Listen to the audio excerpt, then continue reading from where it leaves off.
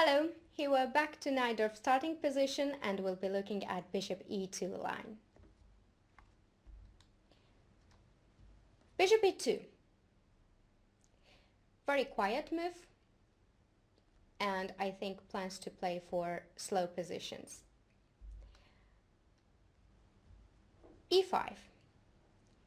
I like this move very much because black kicks the knight from central square, and now it has two ways, either to go on b3, either to go on f3.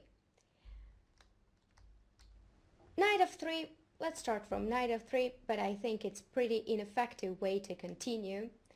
First of all, it blocks the f-pawn advance, so in necessary situation white cannot go f3 or f4.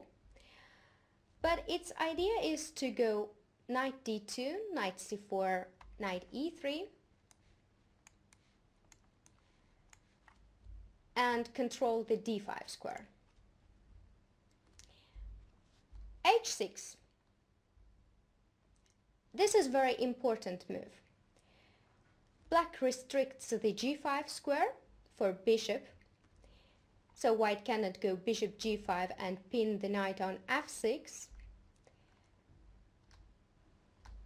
and castle. Instead of castle, white can go bishop c4, bishop e7, castle, and bishop e6. Black anyway goes bishop e6. He's not afraid of bishop e6, f takes e6, because the e6 pawn is not weak actually. It just controls the d5 and f5 square. And after castle, rook comes on f-file, and I think black has initiative on king side. So queen e2 defends the bishop on c4, knight bd7, bishop b3, castle, rook d1, and rook c8. This is very good position for black. He develops with queen c7, rook fd8, b5, knight b6. Grabs initiative on queen side, and at some point he can play even for d5. So let's get back to castle, bishop e6, rook e1. Rook e1 is very natural move in these positions. White wants to go bishop f1, and rook on e1 is very useful. In case of d5, then the e5 pawn will be very weak. So bishop e7, bishop f1, and castle. Now black has very good plan. Knight bd7, queen c7, rook fc8, and b5. He wants to play on queen side, and I think he has many ideas after queen b7, a5, b4. So I think knight f3 is not dangerous for black at all. Let's go back to knight b3. Bishop e7 and castle. Instead of castle, white has many choices. Let's start with active move, f4.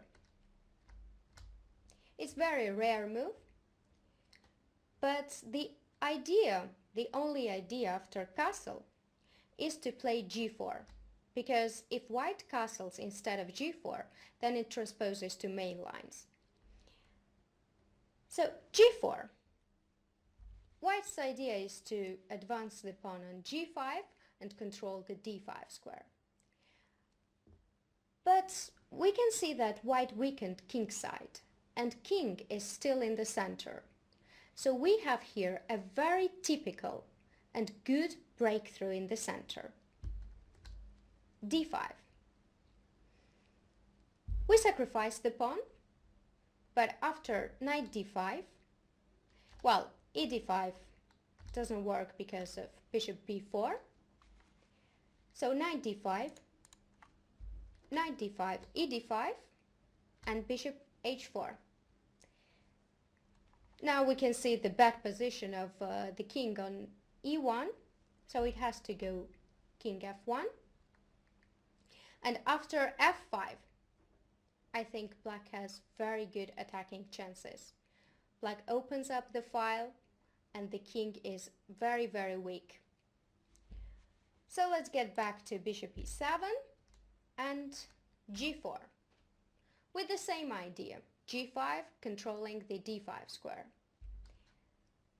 h6, of course black does not allow it. Bishop e3.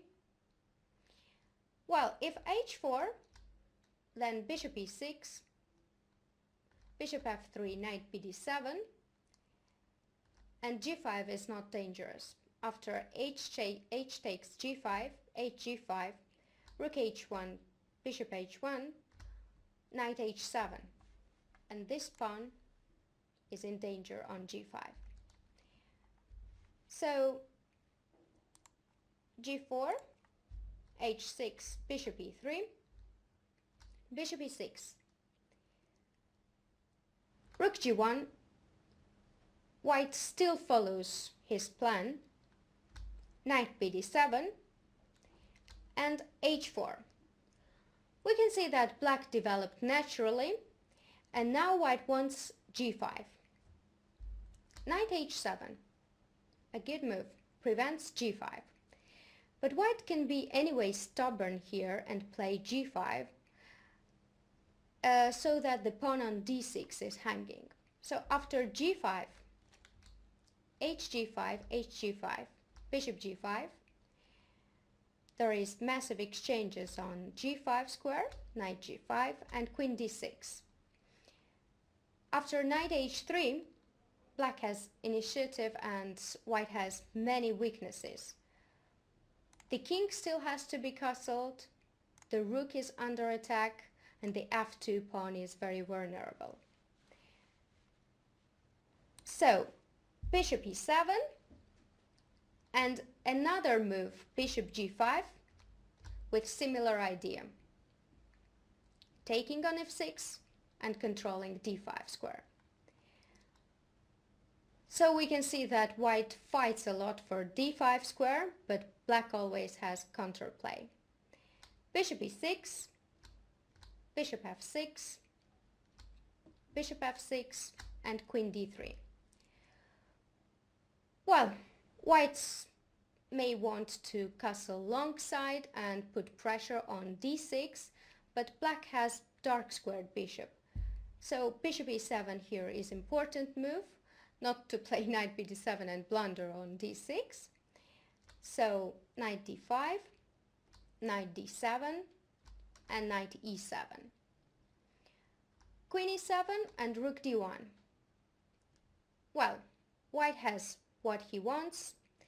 The d6 pawn is under attack, but black always has counterplay.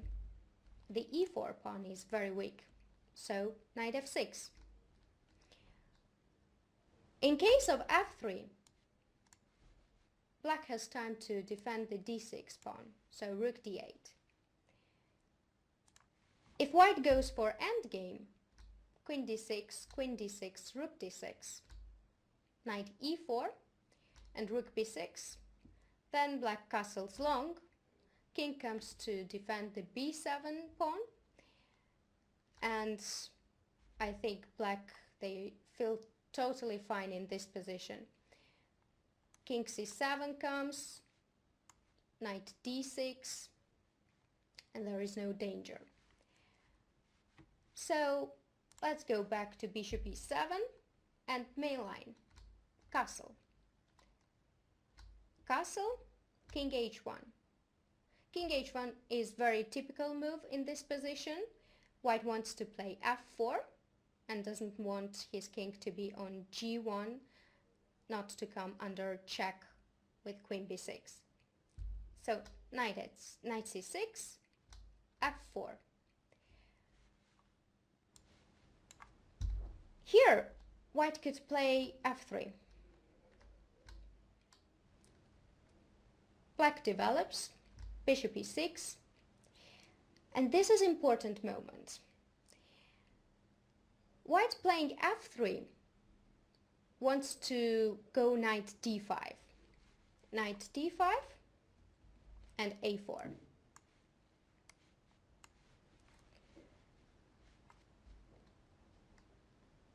So after bishop e6, black wants d5. White is kind of forced to go knight d5 to stop the d5. And here I like this move very much, a5. Now we can see that black totally bothers the knight on b3.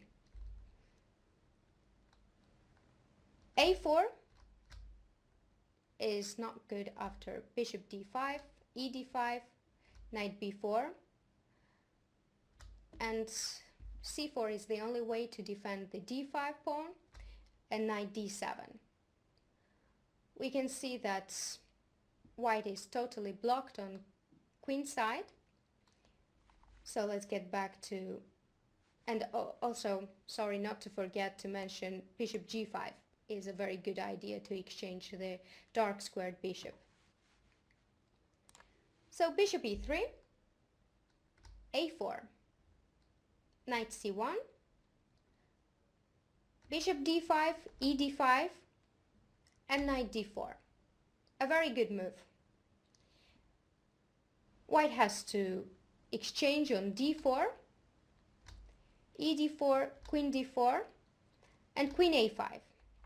Now we can see that the d5 pawn is weak, so white has to go rook d1. In case of c4, knight goes to d7 with bishop f6 idea. So rook b1, rook f e8, bishop d3 and bishop f6, and if queen f4, rook e1. So black is really fine, and after rook d1, knight d7, black plans rook e8 and bishop f6. It was a very good game, and it was played in Adam's Karyakin. So let's get back to knight c6. If bishop e3, bishop e6, queen d2, wants to play positionally and a bit slow, then b5. The idea is b4, and the e4 pawn is hanging. So white has to support the e4 pawn, f3, and now black has d5. e d5, knight d5, knight d5, queen d5, queen d5, bishop d5 is equal. So knight c6 and main move f4. b5. Again, b4 is the threat. So bishop f3. White has many moves here, but I won't mention all of them because I don't think they are dangerous for black. But of course you can look in the files. So bishop f3.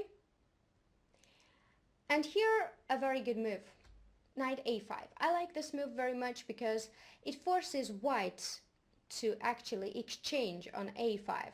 Otherwise the knight jumps on c4, and white really doesn't want to allow this. So knight a5, queen a5, and queen e1. You might think that white has a little trick here after f takes e5, d takes e5, and knight d5. Black is forced to exchange on d5, queen d5, and there is double attack on a8 and on e5. But of course it's not disaster for black, so queen c7. Black actually sacrifices the rook but traps the queen. Queen a8, bishop b7. White has to take on f8, otherwise if queen a7 after bishop c5, white queen is still trapped. So queen f8, bishop f8. And I consider this position very nice for black because the e4 pawn is weak and queen has a very great square on c4. So let's get back to main line. Queen a5, queen e1. White wants to jump on king's side with queen g3 and have little threats with f takes e5, bishop h6. So now we don't need the queen on a5. Of course, the main threat can be knight d5. So queen goes back to c7, a3. Bishop b7, queen g3, and king h8, a very safe move. Bishop e3, and normal development, rook a c8, rook a e1, and queen b8. If white plays here queen h3, actually it was played in Karyakin-Kovchen game, a very good move, a5, grabs the initiative on queen's side, and for example knight b5 doesn't work because of bishop a6 and the c2 pawn is also hanging. So I think this was very good game and this line is really good for black. Hope you enjoyed it. Thank you for watching.